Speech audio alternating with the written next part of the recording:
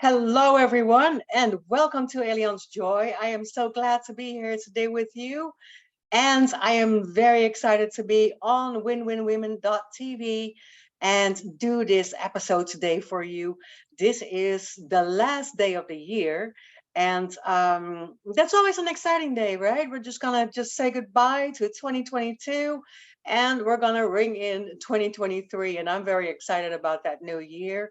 This has been an amazing year for me as well, and what I want to do with you today on Alien's Joy, of course, is sharing my joy, is sharing what I have learned this year, is sharing and caring for you to try to share and see if you can pick up a couple of tips. I usually talk about anxiety. I talk a lot about stress. We talked this year a lot about addiction and recovery. We talked a lot about physical pain and the things that you can do for yourself and an easy start to get back in exercise or fitness, right? Those things, things you can do for pain management, back pain, hip pain, and all those things. And that's what I'm all in. That's what I'm specialized in. That's all I do. That's all I do.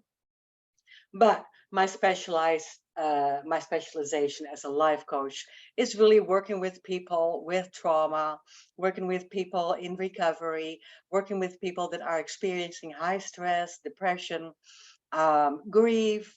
So from that point of view, I want to do a little recap on the things that I truly believe in and that I have shared with you this year, and a couple of tips, of course, to just kind of get that down, right? So that we don't have any more stress in the new year. Last year or last week, I also talked about that, and we want to get away with that stress. And next week, I'm really going to focus on doing some pain management and some physical things again, right? Because it's always good to start the year off being really physical and getting in good shape. So I know that everybody has kind of good plans, and I hope that, like for me, that your plans started already.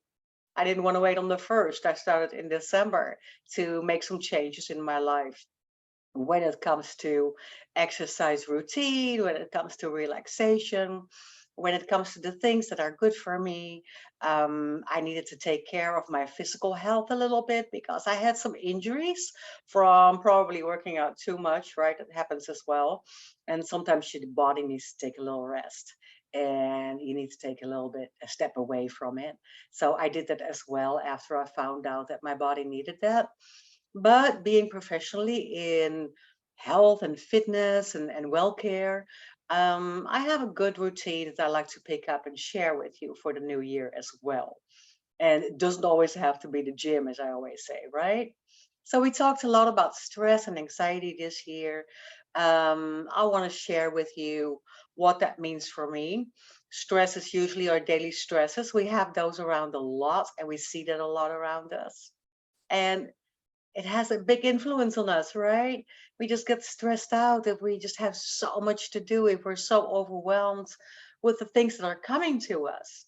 So, what I want you to think about is making that clear distinction, and go back to last week's show if you want to find out more about that. But making the clear distinction. If you are experiencing stress, or if it's an ongoing anxiety, if you're always worried about the future, at this point, I want to stay away from that, but I just want to just attach or just talk about these daily stressors a little bit and the things that you can do for yourself. These daily stressors we have around, and like I said, less stress is good. I want to do a little recap for you from the points I pointed out last week and a little bit more, because these things are always very important. We have stress in our daily life that is actually also necessary. It kind of keeps on some points. If we didn't have stress at all, it wouldn't be healthy either. So the fact that we feel alive and that we just sometimes kind of buzz out on it and go, "Zzz, I'm going a little crazy," it gives you a feeling of being alive, and it is, to a certain extent, it's healthy, right? And it makes us go, it makes us thrive, it makes us get stuff done, it makes us sometimes do a good goal setting and getting those goals accomplished. So it's not always a bad thing. We just have to know that if it's there and it overwhelms us a little bit, that we have different types of techniques to do a little bit less of that stress, and we can actually handle that. So the things I talk about most for stress is taking some deep breathing, do some deep breathing exercises. And if you can do that a couple of times a day, or just even one time a day, it is really, really, really healthy for your overall well-being, because we carry a lot of stress in our body. And if that stress stays in our body, we call that the somatic thing, right? From our mind, it goes all the way back to our body. And sometimes I talked about that, I think a couple of weeks ago. We get triggered and all that stress will settle and will act up again in our body. And sometimes we really get chronic pain, because that somatic response leads to ultimately chronic pain, and we don't want that. We want to keep that away too. So sometimes with deep breathing techniques, it's what we really need is making that connection between our mind and our body, and we don't do it enough. Right? We sometimes take it for granted. We just go, go, go, go, go the whole day, and we think about what we need to get done. And we are not grateful for the fact that our body carries us everywhere and does all that for us. So we're, sometimes needing to sit down and make enough connection with our body and kind of get in tune with it a little bit. And most of the clients and patients that I work with are telling me that that's what they're missing. They're really missing that connection with their physical self. And we just kind of take it for granted. And we all do. I do as well. I mean, I forgot to thank my knees for a while till my knees started acting up last month, and I had to take it a little easier. I'm thinking, I'm falling apart, right? Might be old age as well. But it is one of those things that I kind of took it for granted that my knees are always working till they don't work anymore. And all of you know that, right? We have that lower back, we got that hip, we got these shoulders and that shoulder pain and that upper back pain. And we all go through that frequently. And we don't always know where it comes from, and we don't always know how to address. But to really feel the pain or get in touch with our body and try to find out where it is, we really need to start feeling our physical body. And then we can start healing our physical body and our minds. And that is one of the things that I love to talk about, you know that. So what are some really good relaxation techniques that I frequently talked about? Let's start with one breathing technique today that I want to give you to zoom this year out. And we call that the 4-7-8 approach. And on the 4-7-8, we take a deep breath in through our nose for 4 counts. And then we hold it for 7.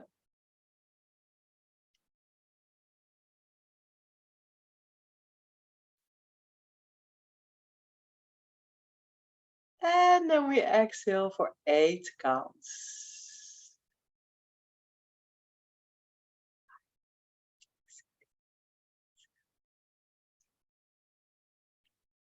Right? You can really feel it's just kind of slow. Sometimes we have to practice an 8 count exhale or a 7 count hold on top there, right? Do it with me again. So it's not really difficult once you start getting into it. So in the beginning, that seems really slow.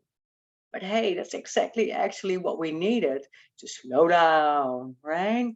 So if it seems slow, you probably need more of it. That's a big saying, right? If it seems very, very, very slow to you, then you've probably been running all the time and you need more of that slow down. So we're gonna sit maybe for, let's say 10 minutes, and you're just gonna do that 4-7-8 technique of breathing. 4 deep in, 7 hold,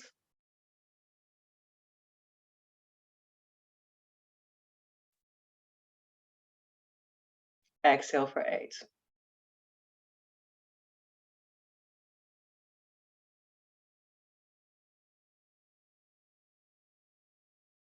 Inhale 4.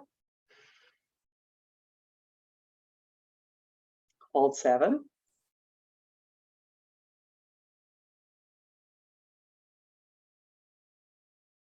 Exhale 8.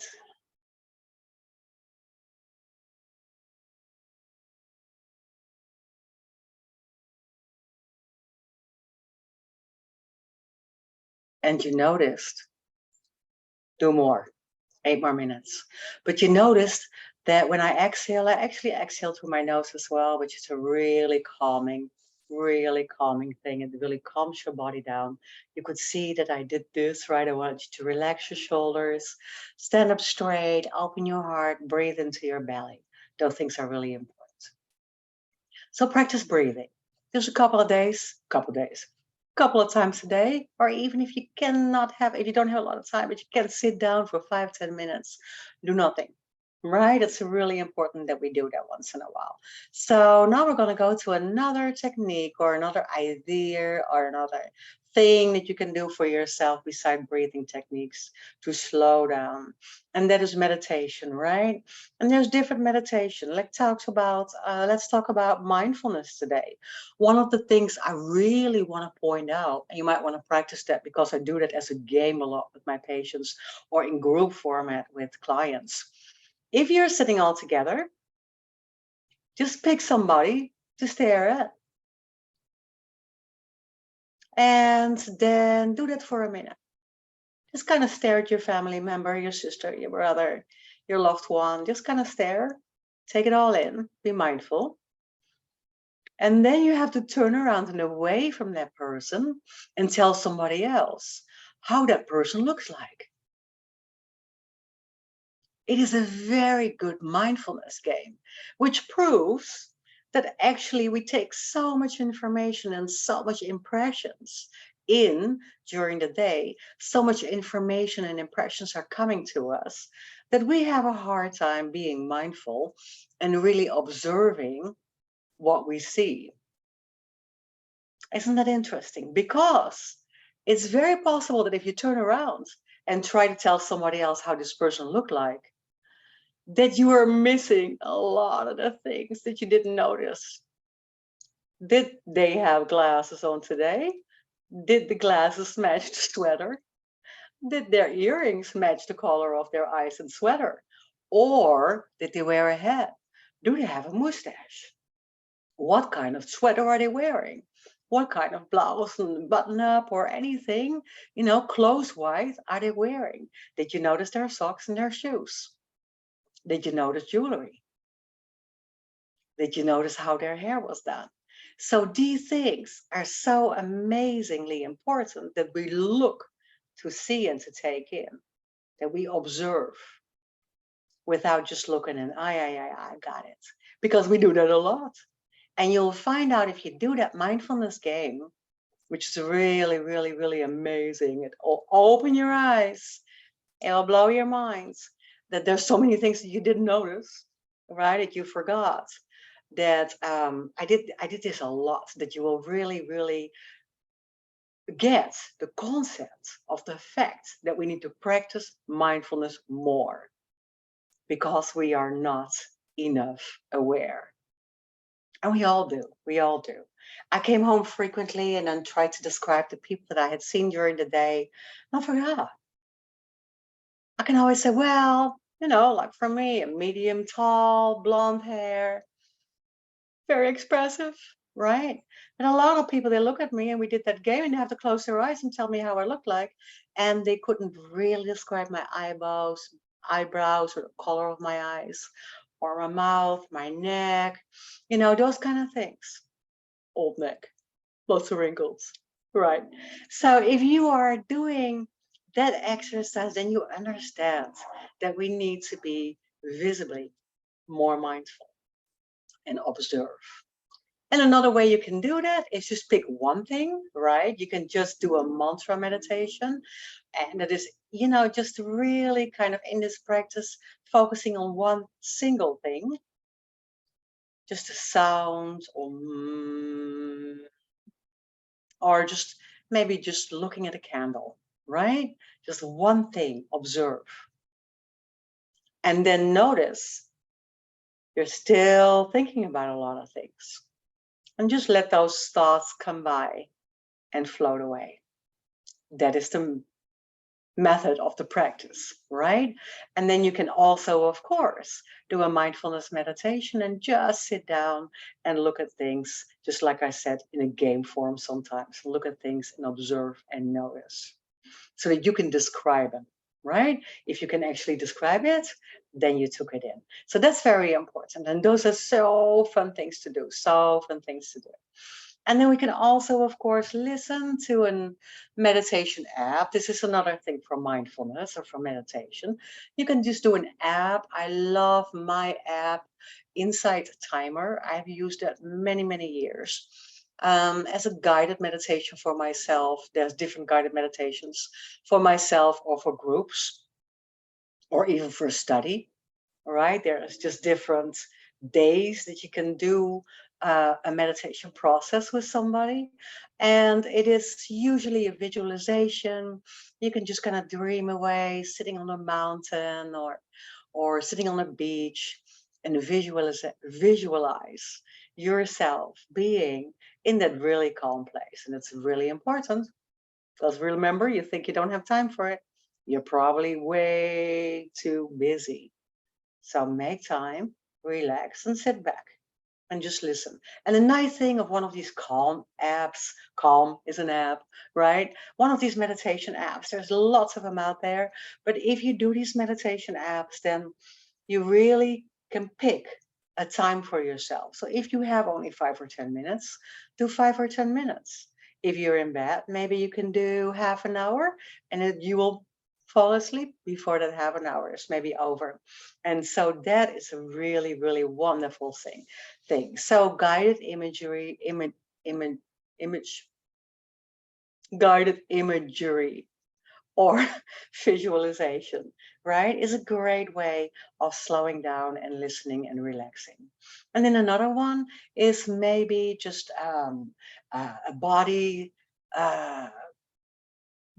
awareness, right? Where we just do a body scan, we call that. Think about your feet, wiggle your toes, and then just go all the way up from your heels to your legs and your hips, your belly, lower back, shoulders, neck, and your head. Or you can also do the other way around. Of course, let's start with your head and just relax on purpose, very deliberate, every part of your body. Just when I say in class, relax your shoulders. Right? Just feeling that wonderful relaxation feeling of doing these things that will calm you down. And that is, again, one of the things that we really need to do for ourselves. I talk about it a lot. Most of my patients are overwhelmed. Most of my clients come in because they are suffering from stress or anxiety, which really is caused by just taking so much on and not having a good plan, or not setting smaller goals even, right? We want to set small goals towards it. In one of the things that I do with master training, the most important things that we try to find out is where we want to go. What is our dream?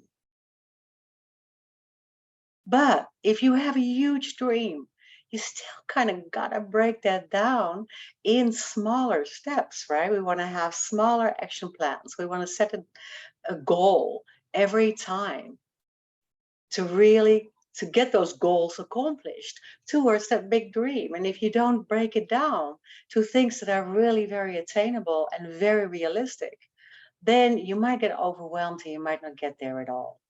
So the nicest thing when you have a dream, when you have a huge vision for yourself of where you want to go, kind of break it down in good plans, in good little goals that you can actually very easily set for yourself and weekly accomplish, right? And those accomplishments are big. We love accomplishments. We love it. We love to pat ourselves on the back and say, yay, you got it. I had huge accomplishments this year. I was so happy that I could publish my book, which was a great, great, great goal and a great vision of myself, just to get that done. And I was able to do it. And I was able to do my master training for coaching. And I was able to build my private clinic even more so. So I had these goals and I set it every time step by step. 1 month it was maybe social media. 1 month it was reaching out to groups and circles of others to work with, ask for help, get that stuff done. So you have to do these little mini plans, right? You have to sometimes write them down and set a date to get them done. And then celebrate your accomplishments. And then when you do so, you really feel so good. It's like when you deep clean your house, how good feels that afterwards, right? Spring cleaning, get it done, throw it out. All that stuff makes you feel so good. And that's the same with the things that you want to do for yourself when it comes to your personal success. So that's really important. Then what else do we have? The last thing that I want to recap with you on is that you have to take action. You have to do it. A lot of people say to me, but now I have these plans and I have these goals and I got this super dream and I got all these things that I want to do, but how do I get there? Well, just do it. Do it. You got to get up for it. You got to believe it. You got to get excited for it. I call it my exciting anxiety, right? Oh, maybe I can do it. Maybe I can do it. But I'm excited about it. It might cause me a sort of a healthy stress, right? This is a lot to take on. That's okay. But I have to get up and do it. And the most important thing, you have to start with keeping your body healthy. As my friend says, where are you going to live otherwise? Right? So exercise is amazing and it should be on your list of the things that you can do for yourself for next year to keep your stress level down. Maybe it's running, maybe it's walking, maybe it's yoga and Tai Chi. I love that, right? I teach many yoga and Tai Chi workshops and classes, and those things are so great. And if you're looking for more strength or you're looking for more cardiovascular endurance, then these are the things that you can do for yourself, even on a smaller scale. There's many, many things that you can do for yourself to relax and to feel physically better and to get some exercises in at home. I do many of them that are just 10-minute little programs or just 5-minute little programs. You can see that on my YouTube channel.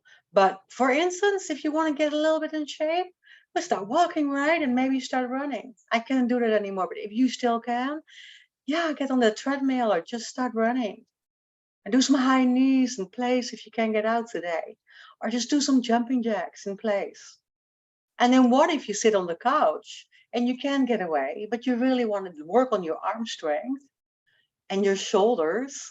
Well, then you just do some push-ups on the carpet and you do some tricep dips on the side of your chair or the couch.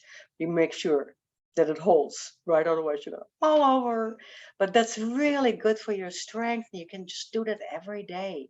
A little push up or a little plank. Holding a plank is so good, right? For your core strength.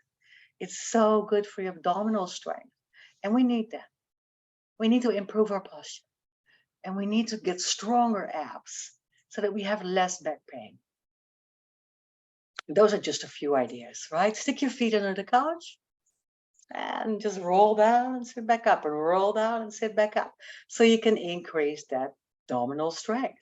You can increase the strength in your abdominal wall. And those little things you can do every day, even if you are watching Netflix. And I'm going to leave it to this today to give you these tips to ring the bells for the new year, right? And to thank you for all your support this year, to thank you for watching. I had an amazing year doing these shows, started last year. Super grateful for Win-Win Women TV. Super grateful for the connections. Super grateful for you. And I will also answer some questions in the new year because I'm getting a lot of questions. So I can answer that for you. And I am just grateful for us. I'm grateful for my health. I'm grateful to share it with you. I'm grateful for you watching these shows and watching my YouTube channel, watching television. And if you have any questions, keep reaching out. I'm very easy to find. Keep reaching out with questions or comments, or tell me what you really liked this year, what you really want to work on more. And if you need help, if you need a coach, everybody needs a coach, right? I have a coach. Everybody needs a coach. If you need help, reach out. Anything. We can do it together. And asking is always a great thing. One of the things that I have learned that I'm very grateful for this year, ask for help. Absolutely. So I am grateful for you. I wish you a healthy, a joyful, an amazing, a very good 2023. You're in charge. Make it an amazing year. And I'll just see you next week. Enjoy. Thank you for watching.